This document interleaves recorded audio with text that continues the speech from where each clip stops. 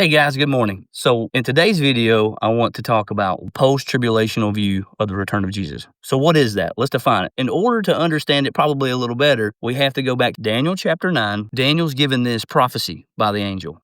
And the angel tells Daniel, there's 70 weeks that are to be determined for God's people to put an end to sin and to bring in everlasting righteousness. So people that hold to the view that all those things in Daniel have already been fulfilled, when have we ever in the history of mankind, for the Jews, for us, Gentiles grafted in, for us, when has there ever been everlasting righteousness? There hasn't been. So 70 weeks, and if you go back and read Daniel on your own time, but there's 1 week left. So there's 69 weeks already fulfilled out of those 70 throughout history. And this goes all the way up into the crucifixion of Jesus.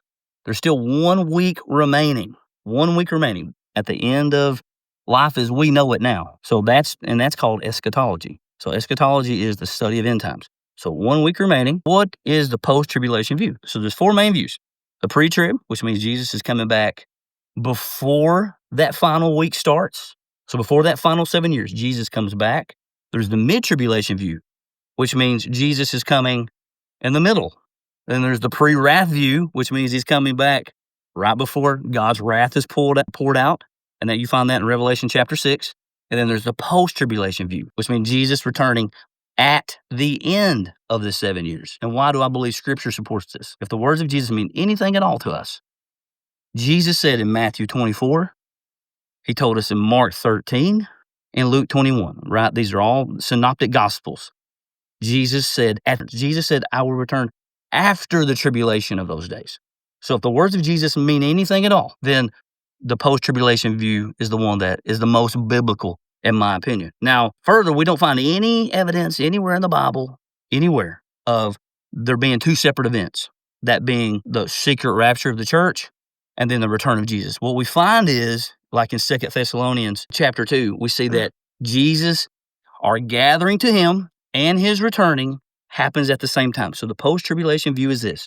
When Jesus returns, those who are already in heaven, we will return with him for our bodies to be resurrected. And those that are here, alive and remain, Thessalonians chapter 4, 1 Thessalonians chapter 4, they will be called up. And so there's this, it's happening at the same time. Jesus is returning, coming, are gathering together at the same time. Further, Jesus talks about never will escape suffering. Jesus never says that we'll escape tribulation or suffering. Christians today all around the world are facing tribulation. The church's inception have faced tribulation, have faced suffering. Go back and read the early church. Go back, Fox's Book of the Martyrs. People question the authenticity of it, but go back and read these accounts of early Christians. So the post-tribulation view is this. Jesus himself says, I'm coming after. It would have been perfect.